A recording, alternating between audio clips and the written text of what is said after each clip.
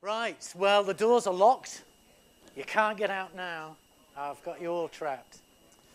So, unfortunately, my boss, Deputy Vice-Chancellor Steve Weaver, is doing something far more important than me. He's up at a scholarship meeting in Wellington, and he's not due back yet. So, I'm going to introduce myself, which is something I normally do anyway, so it's no big deal. So, I'm Tim David. I'm director of the Blue Fern Supercomputing Unit here at Canterbury.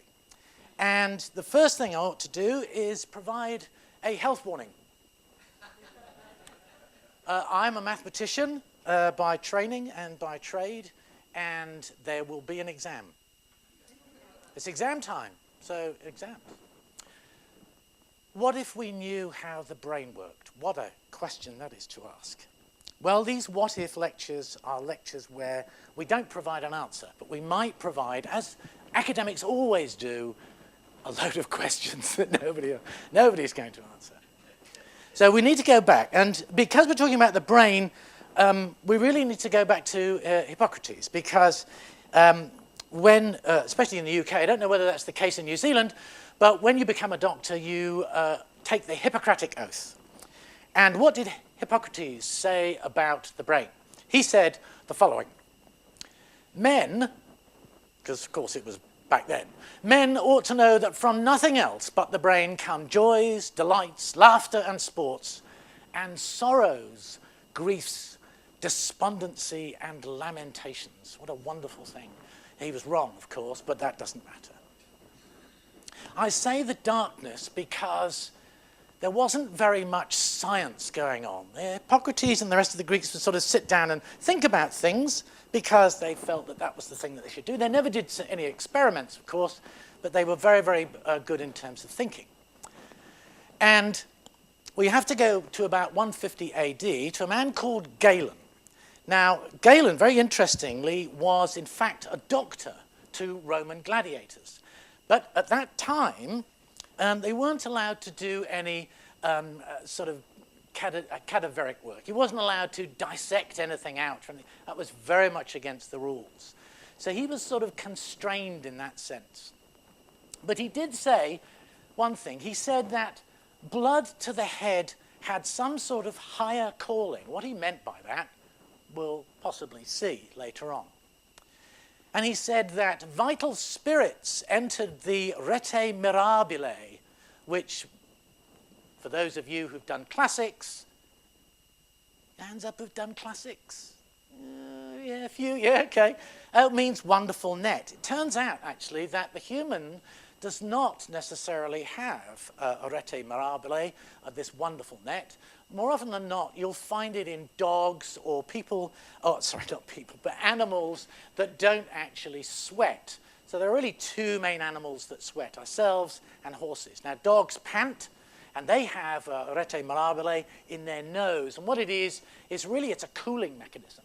So he thought, actually, that these vital spirits, whatever they were heading up into the top part of the head, and in this wonderful net, becoming animal spirits and capable, as he said, of this thought, sensation, and, funnily enough, movement. He also looked at something called Plato's trio of souls. He said that the liver was where one got pleasures and desires. Well, he wasn't too wrong because, of course, wine goes through the liver, and we all know that pleasures and desires, and boy, my throat is dry as it is, means to say that, of course, he didn't really know about wine, and well, he did know about wine, but he certainly didn't know that it was the liver that was dealing with it. The next one, of course, was the soul of the heart, the vital soul of the heart. The idea that passions and courage and these things that were very, very emotive was from your heart. He was definitely wrong there because the heart is purely and simple a pump. Nothing else. It's a very, very complex pump, and it's a wonderful pump because it keeps us all alive, but a pump though it is. Then he said something about the head. He said it was the rational soul of the head. Well, fine. So he's looked at Plato's trio of souls. What about intelligence? What did he say about intelligence? He said the following: it was lodged in the empty spaces in the head. Well, as we shall see, there are spaces in the head. They're called ventricles, but they're for a different reason. They're certainly not somewhere where intelligence, whatever that is, sits. Now, for those of you who are interested in this, there's a wonderful book called Soul Made Flesh by Carl Zimmer. And he and I talked for a while about something that's, I'll talk to you in a minute, but it's a wonderful book. If you have chance to get it, please read it. It is a brilliant piece of work about not only the philosophy of science, but also the history behind really what happened in terms of understanding the brain. So, drawing back some curtains to let in some light. It was all sort of rather dark and, you know, so what's happening? What is this thing in our heads that we really can't see because we can't do cadaveric experiments? So somebody came along called Vesalius, and born 1514, so just to give you an indication, he was 5 when Da Vinci died. So Da Vinci, of course, was doing some experiments. He was doing it on the quiet, of course, because he couldn't do that. He couldn't sort of take somebody off the gallows into the studio and strip them out. But Vesalius was able to do this. There he is. There's a picture of Vesalius. Look at that beard look. That would give Ryan Crotty a run for his money, really, wouldn't it? So he was born in Belgium. He did most of his work in Greece. And he wrote a book called De Humani Corporis Fabrica, or The Structure of the Human Body. And it was at this point that he was able to perform autopsies and cadaveric work, dissection, and he came to revisit all the work of Galen, and he didn't like what he saw, and he started to contradict Galen. And here's a picture of one of the things that he drew. Now you can notice, normally when I do this, I flip. Oh, look, there it is. So you notice that the brain has all these convolutions. They're called sulci, and they are valleys that exist. So the brain starts with 2 tubes, and then it folds. That's the left and right hemispheres, and then it folds so much, and of course by that time the skull is already there, and it's not growing as quickly as the brain, and it tends to sort of fold itself, and that's quite important. So he looked at that, and he started to introduce and look at the anatomy of the brain. Well, so the curtains are half drawn, there's a little bit of light coming in. Who next? Well, we really have to decide, really, what is in our heads? What is it that's up here? Is it this? Is this what is in our heads? Or perhaps it might be this. Isn't it amazing that you all recognize who that is? Yes. Maybe some people don't recognize who it is. So let's have a look and see what's really inside our heads. And it was, if I ever have I don't like heroes, but if I have a hero, it is this man. Thomas Willis, 1621 to 1675. And there he is. So the beard is now gone. We're now replaced with a thin sort of D'Artagnan-type moustache and this wonderful long hair that would do any football player in Portugal also a run for their money. So this is Thomas Willis. And 1664, he publishes a book. And the book is called The Anatomy of the Brain and the Nerves. And in that, he writes something which is really important. He said the following: "To explicate the uses of the brain seems as difficult a task as to paint the soul, from which it is commonly said that it understands all things but itself." He was a brilliant, brilliant philosopher, because they called scientists philosophers in those days. He was one of the first members of the Royal Society. So this was 1664. This was 2 years before the Fire of London. Newton was already being a complete misogynist and a really bad man, even though he was brilliant. But he was doing a lot of work over at Cambridge, and Thomas Willis was doing a lot of work back in London. They did actually communicate, but only via the Royal Society. I don't think Newton really liked anybody. But anyway, that's another thing. So Thomas Willis, enlightenment about the brain. So he said, understands all things but itself. That's a bit of a conundrum. We thought that, what's going to happen next? Well, he looked at blood flow to the brain. He actually took, one of the experiments he actually did was the squeamish need to block their ears at the moment. So he took a dog, unfortunately it was dead. Well, thank goodness it was dead, because he injected the vessels in the brain with ink. and he looked and he saw all the arteries and vessels that existed in the brain. Now, this is to remind me of a letter I received about 3 or 4 years ago. I'm going to read just an extract to you. A real letter. Well, this is not the real letter, of course, because the real letter I have, well, it's in a framed thing in my office at home. Professor David, I read with dismay, if not horror, that you are making a computer model of the blood vessels in the brain. Are you mad? Well, he got that part right. There are no blood vessels in the brain. Have you seen a brain? It is white. There is no DNA in the brain. It is, in fact, an electrochemical organ, a computer. Well, he was close, because I'm going to contend that, of course, we are not computers, but we are, in some sense, an electrochemical organ. So, Thomas Willis, dog, ink, injecting it, looking at it, drawing things, this is what he did. And you can see here that one of the most expressive things about, this is the base of the brain, and in there is this circle of arteries that allows blood to flow either to the left or to the right.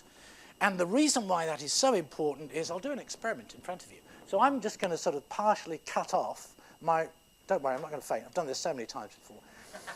I'm going to cut off my right carotid. And the reason why I can do that is because I know I have a complete circle of Willis, and it means to say that blood can flow from the right to the left and from the left to the right. It's called collateral flow. However, I don't want to frighten all of you, but about 55 of you, because there's about 110 in the audience, don't have a complete circle. Don't worry, it's fine. You're all okay. It's not that important. But what he did was that he drew a huge amount of evidence about the fact that there is blood flow in the brain, and it is of a particularly complex nature. That's how complex it is. This is a plastic cast from a human brain, and to a layperson, it looks terribly complex. To an engineer, it looks pretty messy. To a mathematician, it is nothing other than a binary tree, meaning to say it just bifurcates. But it bifurcates in a very, very special way, as Thomas Willis showed. Now, blood flow to the brain and the cortex. The cortex, this is your grey matter. This is this thin shell of brain that is on the outside. It's where the majority of neurons are, and it turns out that the blood flow comes from the outside and flows inwards, very much like the heart. So the coronaries have around the heart, and they provide perfusion of the tissue from the outside in. So this is, these are what's called pile arteries, and they sit on the pile, which is this thin membrane on the outside of the head, and they penetrate into the cortex. And in here, this really is a mess. This is this sort of massive network of capillaries.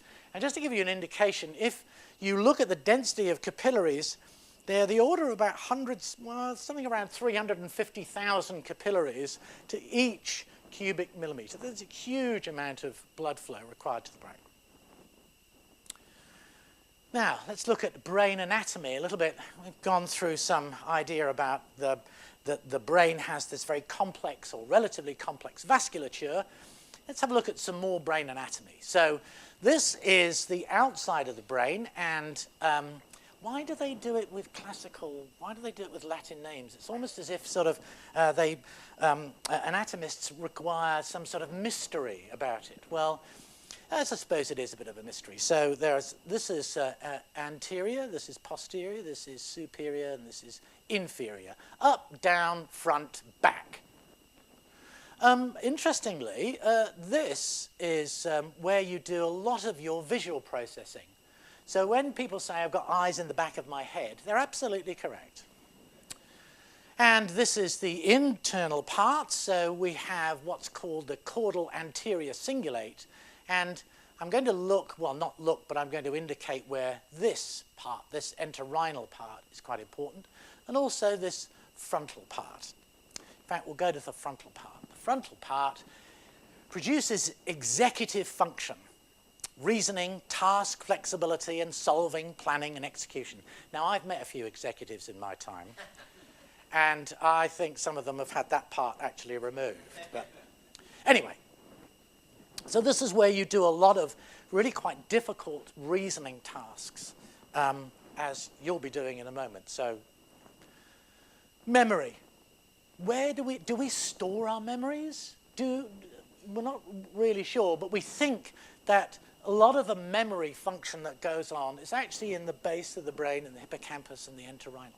So there's a lot of things that go on in here that we know a little bit about. We don't know everything, certainly, but we know a little bit about. Okay. Now, there's this special cell called a neuron. What is a neuron?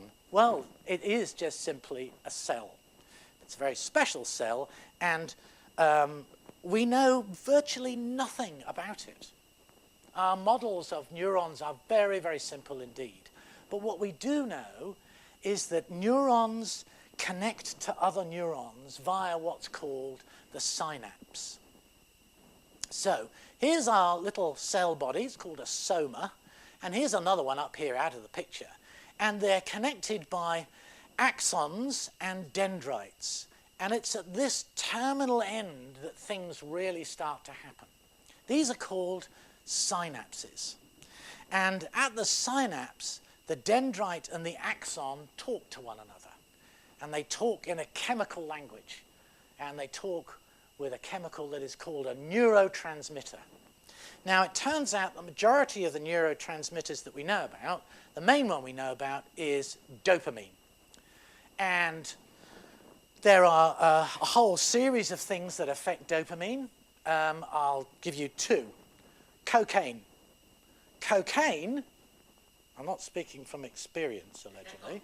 Cocaine, what happens with cocaine is that it stops the decay of dopamine. So there's huge amounts of dopamine, and so it enhances your effect.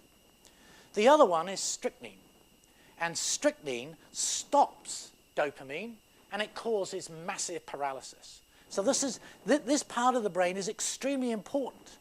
And the word synapse comes from, as we could have guessed, really, it's either Greek or Latin. You've got a 50% chance of one or the other.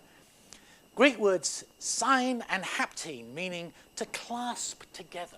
And that's exactly what they do. They're clasping together. But what do they transmit? They actually transmit these action potentials. They are actually electrical signals that move from one to another, from one neuron to another. And each neuron has of the order of about 7,000 to 10,000 connections. And we'll come to neurons. So let's take a sidestep away from humans and have a look at some animals. So the leech, that well-known intelligent organism, has about 10,000 neurons. The fruit fly has about 100,000. The ant, 250,000. A frog, 16 million. We're getting big now. A mouse, 75 million. A cat has 1 billion. In fact, it turns out that a cat has more neurons than a dog. I found that rather strange, but it is in fact true. Chimpanzee, why it says 6.7 billion, I don't know. I'd say it's about 7 billion. So about 7 billion. An elephant, about 23. A human, 85. But it's the synapses that are really important. So with a fruit fly, you've got about, what's that? What's 10 to the 7? I told you there'd be an exam. Come on. 10 million. Yeah, easy. Okay. A mouse, about 10 to the 11. A cat, anything from 10 to the 12, 10 to the 13. Look at the human look. 10 to the 14 to 10 to the 15. So 10 to the 15, that's a 1 with 15 noughts on it. It's a very, very large number. It's not, for a mathematician, it's not huge, but it is very, very large. So the difference between a cat and a human is about 100 synapses. That's an interesting statement.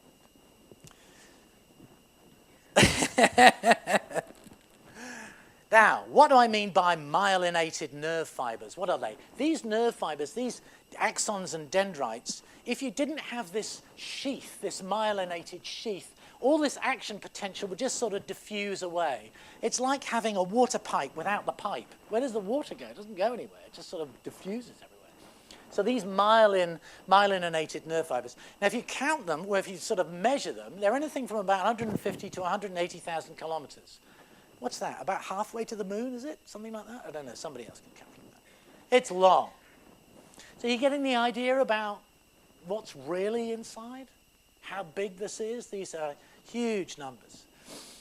Well, I'm going to talk about experiments with animals. Don't worry, we're not going to do any dog experiments or black ink or anything like that.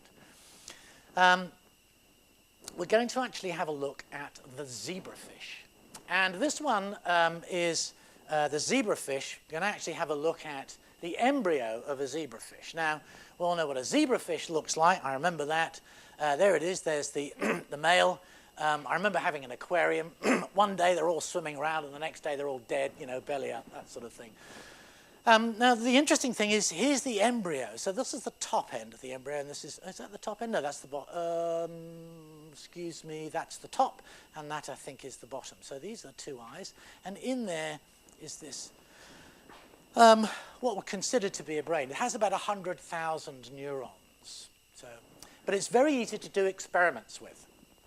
And this is a particularly special genetic engineered zebrafish, because what they've done is they've allowed the zebrafish to have neurons that flash light every time they fire. Now, when neurons fire, they release calcium ions. That's a calcium molecule with 2 of the electrons stripped off. And what happens is that you can actually genetically produce something that also has a fluorescent part to it. So what they did was they had this genetically engineered zebrafish, and they had a microscope, and they shot sheets of light through it because it's very, very transparent, as you can see.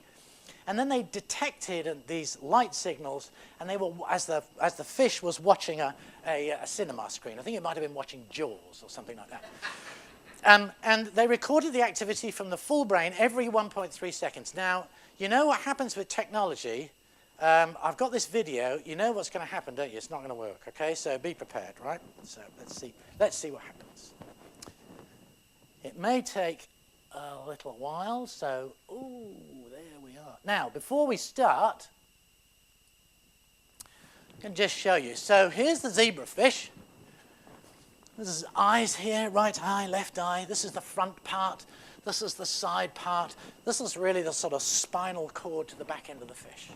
Let's hope that we actually get something that does this. You might have to wait a while until it functions. Oh, yes, look at this. Round about halfway, something's going to happen. Do I do the Jaws thing now? But it's flashing all the time, and it's doing huge amounts of work. And it may, oh, wow, it's just like November the 5th. But what's happening is the neurons are firing, and they are connecting with other neurons, and they are forming some sort of function within the brain. Now, this was done, this is an article in Nature. It's not done here, it's done in the States. This is probably the first visual picture that anyone will ever see of what at least some animal, in terms of their neuronal function and how they're connecting. This is the first time that it's ever been done. That's why it was in Nature. Good, I'm glad that worked. Okay, now I'm gonna, do I go back? Oh, no, I don't. I knew this would happen. Which one should I choose? That one, yes, thank you. My wife in the audience, she always does that. Okay. So now we've looked at the zebrafish, and you can see, there it is, look, this lovely sort of huge eye, and this is the spinal cord here. Now, Hume, that great Scottish philosopher, what did he say? He was writing about personal identity, and he said the following: I venture to affirm that we are nothing but a bundle or collection of different sensations, succeeding one another with inconceivable rapidity and in a perpetual flux and movement. And I wonder, had he seen this video, would he have said the same thing? Now, he was an empiricist, which meant to say that he looked and did a lot of work from experiments, or he looked at experiments. So he should have said, well, is it really personal identity? What is actually going on here? Back to the brain anatomy. So what we have here is a scanning electron microscope picture of a rabbit, the back end of a rabbit retina, so the retina, the back end of the eye. And the reason that I want to show it is that the colored links are links from one neuron to another. So you can see that the links are quite extensive. They're very long. So local neurons don't just talk to local neurons, they can talk right across the brain, from left hemisphere to right hemisphere. And this idea that we have a left hemisphere that does one function and a right hemisphere that does another, no, not completely. They interact a lot. So now we're beginning to see this wonderful network. In fact, it is almost like a rete mirabile. It is a wonderful net, a wonderful network. Now, because I'm a mathematician and I look after a large computer, the first question I ask is, well, is the brain a computer? Remember what the letter said. An electrochemical organ, a computer. Let's ask ourselves a question. So if you'd like to get out your pencils and paper, oh, sorry, old habits die hard there. I was in lecturer mode. So we're going to look at what are called Diophantine equations, and they're called Diophantine equations because of Diophantus of Alexandria, who looked at these equations. Now, what are these equations like? Okay, we're going to go, all right, we're going to go slowly. They are equations whose coefficients of the unknowns. What are the unknowns? W is an unknown, X is an unknown, Y is an unknown, Z is an unknown. The coefficients are all integers. And the interesting thing is that we're going to propose that in this particular system, there is a solution. There is a solution that X, Y, and Z and W have some value for which these three equations are always true. So I'll give you, what, about 5 seconds to solve these? Is that okay? Anybody got an answer?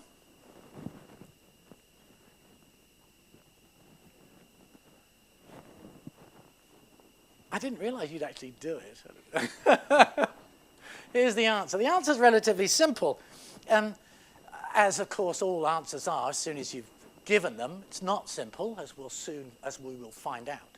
So W is 1, X is 1, Y is 2, Z is 4. Now, the reason why that is true is that 6W, well, that must be even. 2x squared, that must be an even number. So y cubed equals 2x squared plus 6w. So y cubed must be an even number, so y is even. That's first one. And if y is even, then 5xy is even, 6 is certainly even, so z must be even as well, which is also true. And then, of course, you can just simply find out that w and x are equal to 1.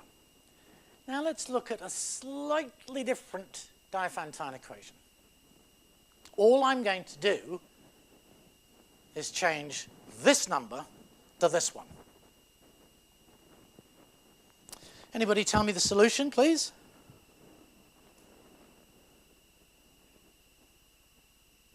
Well, we'd be waiting here a long time, because I contend that there is no solution to this particular Diophantine equation.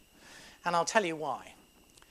So from the first equation, we said, well, wait a minute, y is even, because we've already done that. And if we've done that one, then z is even. OK, we've done that. And then we have w squared minus w. Well, w squared minus w is always even. And you can see that because w squared minus 1 is really w times w minus 1.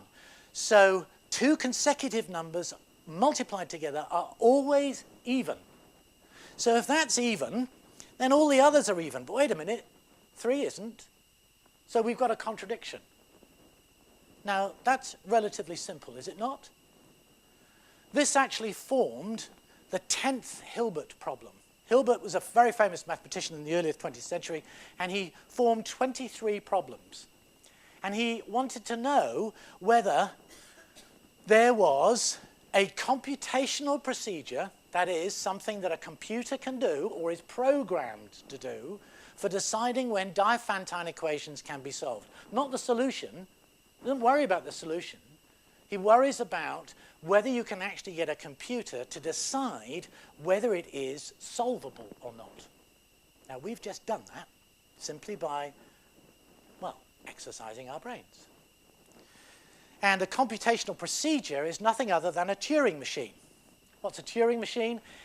It was developed by Alan Turing. It's a theoretical machine that really simulates what a computer will do. It's like a tape running through a machine, and it either goes backwards or forwards, and it depends on the logic that you put in it. It wasn't until 1970, Matyasiewicz said, and he proved, that there is no computer program which decides whether a Diophantine system can be solved or not. This was the solution to Hilbert's 10th problem, one of the great problems of mathematics. But what does it really say? It says that the computer can't decide whether it's solvable or not. So what it'll do, it'll just go through all the numbers. Well, wait a minute, how many numbers are there? There are one or two, exactly. There are an infinite number of integers, and it will sit there, and it will never stop. So if you want to know a little bit more about that, you can see the book by Roger Penrose, The Shadows of the Mind, which is where I took the Diophantine equations. Now, what did Lyle Watson? Lyle Watson was a zoologist. Well, he was a zoologist to start with. He said, if the brain was so simple that we could understand it, then we'd be so simple that we couldn't. Well, all right. I'm not saying anything about zoologists, but okay, he was a zoologist. Because he then presented the UK TV Sumo Wrestling Championships later on in his career. Well, I can just imagine the sort of thing that Lyle Watson would do, and there it is. Okay. Oh, it's Homer again. Now, let's just take ourselves back to the 21st century and look at what is coming to be known in the media as something quite special. And I'll come to the media in a moment. Functional magnetic resonance imaging. It detects the changes in, now you have to be very careful here, the changes in blood oxygenation, i.e. the amount of blood, the amount of oxygen that is being utilized within the brain. And in doing so, it assumes a certain flow in the brain, and that occurs in response to neural activity. So here's a picture of some functional resonance imaging, and so these are just statistical runs, and their statistical runs are odd and even, and their correlation is quite high. It's about 0.81. So there's not very much difference between what you get in an odd run and what you get in an even run. And what is this person's brain doing? It's responding to certain faces. And then they took this functional resonance image, and they then said, well, let's have a look at the response to the houses, and is there any correlation between what you see in a face and what you see in a house, which the correlation wasn't very much. But what it's showing you is the activity, the increased activity of blood flow, well, no, not blood flow, but blood oxygenation, the amount of oxygen that's being used. But that's all it shows. And there is insufficient understanding of those processes, those cognitive processes that are going on to establish, now I've emphasized this word, to establish accurately what the brain's neural activity, which we see in some sense, what this neural activity is observed using net techniques, what it correlates with. What are they actually thinking about when you take this functional magnetic resonance image? Interesting question. Now let's have a look at functional magnetic resonance imaging now. So this is about 3 or 4 years old. This is what's called arterial spin labeling. And this is where you take a magnetic pulse and you magnetize the blood as it moves through the vessels that enter your neck. And there are 3 of them, the basilar, which is at the back, and the 2 carotids. And they label that blood. So what they do is they take the proton in the blood and they flip it by a magnetic presence. And after a while, that relaxation, that proton flips back. And if they know how long it takes from the neck to the brain, they can measure quantitatively the flow that actually occurs in the brain. So it's not oxygenation, it's actual perfusion. Red is high, blue is low. And you can see, here's the cortex. Look, this is an image of a 57-year-old man. It's not me, because I'm older than 57. And you can see there's quite a substantial amount of blood flow in the cortex, which you'd expect, because that's where all your neurons are. And this is a resting condition. And now what they'll do is they'll say, okay, well, what I'm going to do is I'm going to give you a visual challenge, like flashing lights or something, or you have to count to 10 and a light comes on. And this is the blood flow over and above your resting condition. Now, I'm now going to show you another one. This is an arterial spin label of a 65-year-old gentleman with Alzheimer's disease. And I'm going to contend, I didn't think I was going to say this, but I will. I'm going to contend, or I'm going to postulate, that Alzheimer's is a vascular disease. That somewhere in our vasculature there is some dysfunction that actually provides ischemic areas, ischemic meaning lack of blood. And that produces a whole chemical pathway that produces, in the end, APP, prions, amyloid fibrils. And these amyloid fibrils inhibit further vascular blood flow, and you get this spiral. So this gentleman has, they thought it was mild cognitive impairment, but it is in fact Alzheimer's. Now let's move a little bit further forward, because now what you can do is you can now put someone into the magnetic image machine, and you can then give them the visual glasses so that they look at, what do they look at? They actually look at themselves. So they actually see themselves thinking. So they're watching themselves that are watching themselves that are watching themselves. I don't think I'd like to be in that situation. I don't like being in the magnetic image resonance machine anyway. It's very claustrophobic, but I'm not sure what would happen. And I don't think we could do ethically, not sure whether we could actually do the experiment. But it's a question that I'll just put out, and maybe you can think about it when you all go into the bar and buy me a drink. Now we're going to go from functional magnetic resonance to what's called positron emission tomography. So what happens is you're injected with some small radionuclide, that would put me off for a start, and it detects certain gamma rays that are emitted by this positron emitting radionuclide. And what happens is you can register that image, and then you can place a functional magnetic resonance image itself, and you can combine the two. Now, why do I introduce PET? Well, I introduce PET for this particular reason, which I'll show you in a moment. The next thing is what's called transcranial magnetic stimulation. It's a good job I haven't had a drink, because I'll tell you I'll be... Alters, now this is my emphasis, alters the activity of the brain without the need for invasive physical procedure. Fantastic. What is it? Well, what it is the idea that you induce a magnetic field by placing coils on the outside of your skull, and you can induce neural activity. Now, I'm going to quote a definition, and the definition is from control theory, called what is and what is not observable.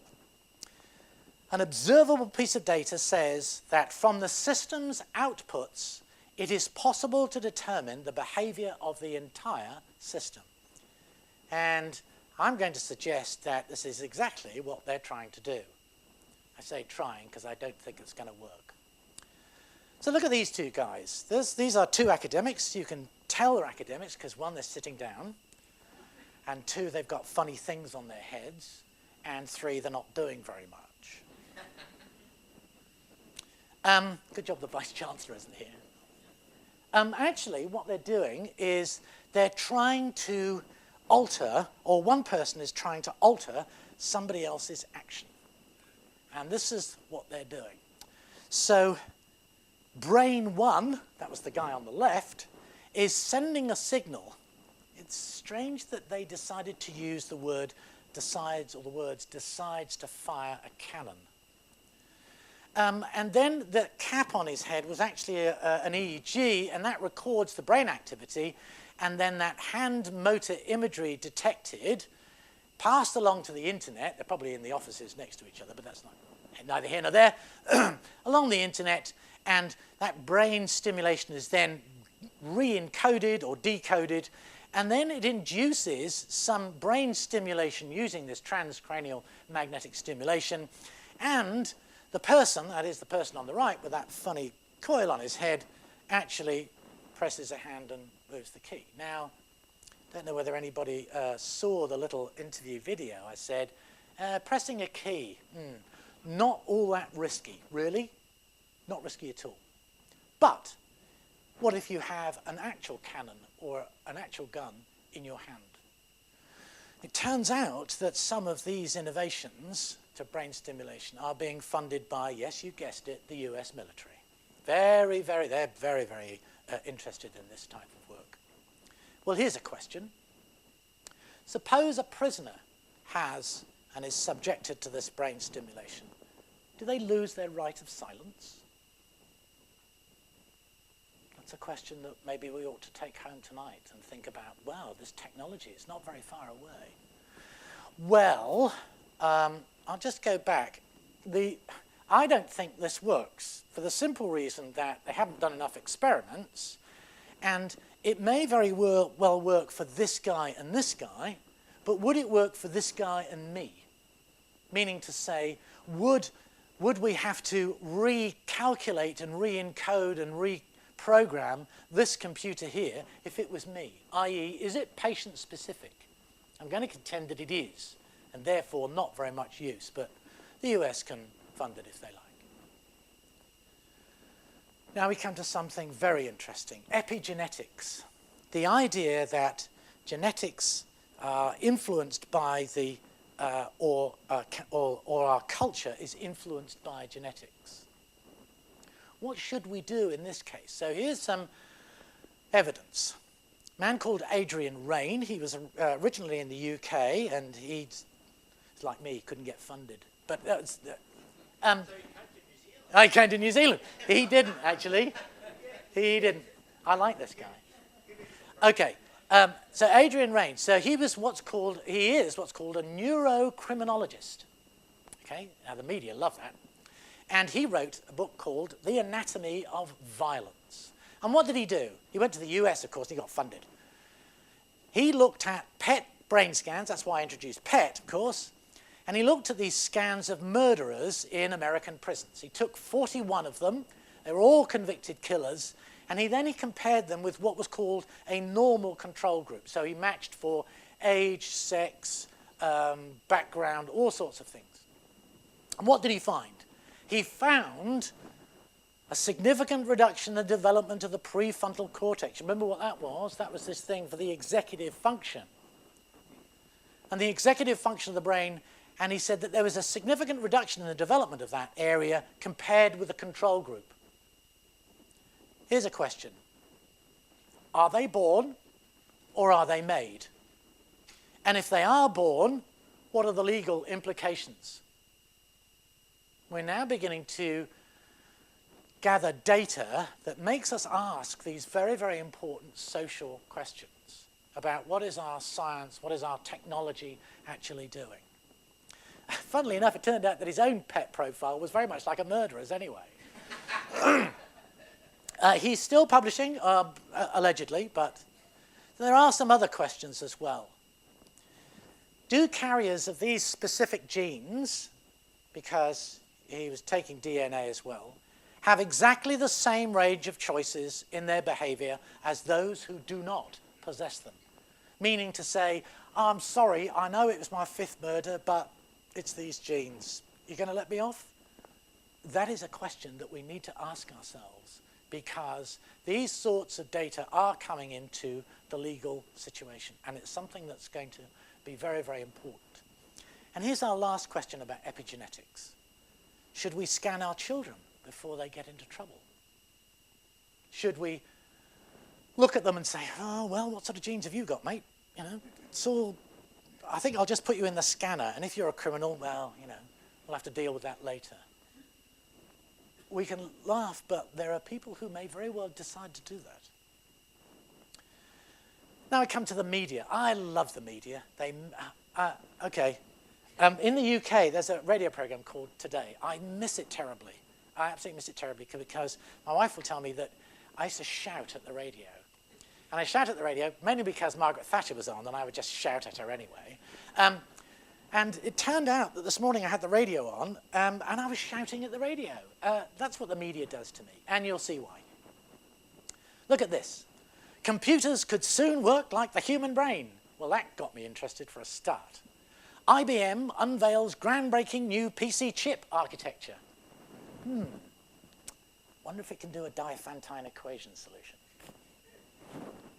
One day, it could allow computers, they get out of it by saying one day, of course. One day, it could allow computer scientists to develop a machine with a brain that is even more intelligent than that of humans. That really got me shouting. Well, here it is. This is it. This is the chip. As you can see, it's radical, isn't it? Absolutely radical. So what did they say about this particular chip? It's made out of silicon. It's not made out of DNA, proteins, tissue. It's purely silicon. They said the following. The chip's memory functions as synapses would in the brain. Wait a minute. We don't know how synapses really function in the brain. We know a little bit about it. We don't know anything. We don't know all of it. We probably know about 0.1%, and that's a guess. As synapses would in the brain, the processors as neurons, and communication as nerve fibers. Classic media statement. Wrong, wrong, wrong. That's what makes me mad, because they're trying to sort of build this up. I don't blame them. IBM want the money, and they're going to build it up. But they're incorrect, because it's still a computer. It's a Turing machine, and it's different from you and I. Very, very, very different. Let's think about energy. It's all getting hot in here because we're producing heat. So, IBM's brainiest computer to date is Watson. That was named after Thomas J. Watson, who was the founder of IBM. And we actually have a small version of Watson over somewhere on the other campus. I can't tell you, otherwise I'd just have to shoot you all. Not allowed to know where it is. Oh, it's in Dovedale. Oh, thank you. And this Watson, which famously trounced two champions of the US TV quiz show Jeopardy. I don't know whether everybody saw this. Anybody see this? This is quite incredible. Yeah, it's good. I loved them. They were being trounced by this computer. It was fantastic. Technology, wonderful. The victory hailed, machine had surpassed man. Oh, yeah. Let's take a little closer look, shall we? Because if you looked at the amount of energy the brain required for those two contestants, it's about 20 watts. Anybody guess what Watson's wattage was? It was 85,000 watts. So you can imagine that we wouldn't evolve if our brains were using 85,000 watts all the time. Huge battery behind us that drag it. So we've got a long way to go before we can make a computer that is actually anything like, in terms of energy, of the brain. And of the blood that's going through the brain, only 20% of the oxygen in that blood is actually utilized by the brain. Now, the reason for that is if it was 100%, if you got into trouble, you'd have nothing extra. So the idea is that we've evolved such that our brains can actually go, oh, I need a bit more. It's called extraction fraction. I need a bit more oxygen. Or I need a bit more glucose. And it takes about 20%, anything from 15 to 20% of the blood flow from, total amount of blood flow from the heart to the brain. And if you look at the grey matter, which is where most of the neurons are, it's about 75 milliliters per 100 gram of brain tissue. Now, I think this is a bit high, but I did get this off the net, and I'm going to ask my students to go and check it out tomorrow. I'm sure they will do, and say, no, Tim, you're wrong. It's about 100 milliliters, total of about 100 milliliters per 100 gram brain tissue, but it's that sort of magnitude. So about 75 milliliters of every 100 grams. What's the volume of the brain? What did I say? It's about 2 pints of beer. It's about 1.5, 1 3/4 kilos. So There's a fair amount of blood flowing through the brain. IBM, again, this wonderful breakthrough. I should think it's a breakthrough. Their research budget is $6 billion a year. No wonder they break through. The computer powered by electronic blood. Those were the words they used. This got me interested. So it's really neat, actually, from a technological point of view. So here's the chip here. And they do what's called redox flow, which is they actually produce an electrolyte that has lots of electrons in it. And they actually flow it past the chip, and they use the electrons as like they use the flow as an electrical wire, and then that produces or provides energy for the chip like a battery, and out comes, warm electrolyte, because not only, just like the blood, not only does it provide energy, but it also cools the tissue, or cools, in this case, the chip. There it is. So in some sense, you could say that it's like having cool blood with oxygen and a bit of glucose in it, going through that wonderful network, and out comes warm blood and carbon dioxide. So I'm going to go back to a bit of passion, because I'm a passionate person. I'm a passionate person about my science. I'm a passionate person about my family, but that's another matter. So let's go back to Plato. What did Plato say? Maybe he was correct, at least with two, that pleasures and desires, well, pleasures and desires, we all have pleasures and desires, and that we all have passions and courage, but maybe he was wrong. Maybe he just chose the wrong organ. One of my students gave me this. I really like this. This is the NSA as it was about 50 years ago. There she is, looking at everything, and suddenly the computer sends her a heart. Oh. Is that really what computers do? No, they don't. They send you an error message normally. Let's go to blood and the computer. Perhaps Galen was right. Perhaps blood does have this higher calling, this idea that oxygen and glucose gives these are spirits that move through our brain that provide us with what? Passions, pleasures, murder, technology. So perhaps a new IBM logo. Now the normal IBM logo is think. That was, Thomas Watson back in about 1905 had a big wooden block made with the words think written on it, and that was the only thing on his desk, was think. Here's a new IBM logo. 10 plus 10 equals 100, ergo cognito.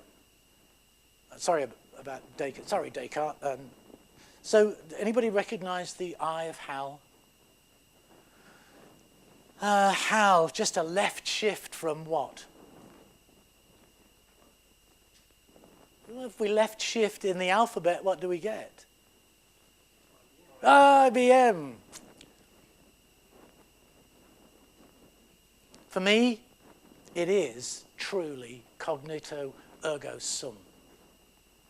And for me, that says, I think, therefore, I am not a computer. But the question now comes, well, if I'm not a computer, then what am I?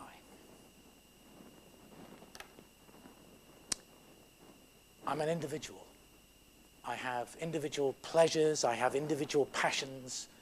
I am not like a computer, because if we went back to the IBM computer and built another one, it would be exactly the same. But if you built another one of me, I contend that we wouldn't be the same. We would be radically different. I'm different in my brain structure from yesterday because I've learned things, because we have what's called brain plasticity. Our networks are being shifted around all the time. Mind you, my neurons are dying, but that's another matter. And so I'm going to contend the following, is that technology is wonderful, and as a scientist, I'm fascinated by it. But as a human being, I'm worried. And I'm worried because of what technology, and I suspect I will place the blame somewhat on the media, can actually do. Well, I've spoken for just under an hour. I think I've come to the end, so I thank you very much for listening, and I'll be in the bar in about 10 minutes. Thank you very much.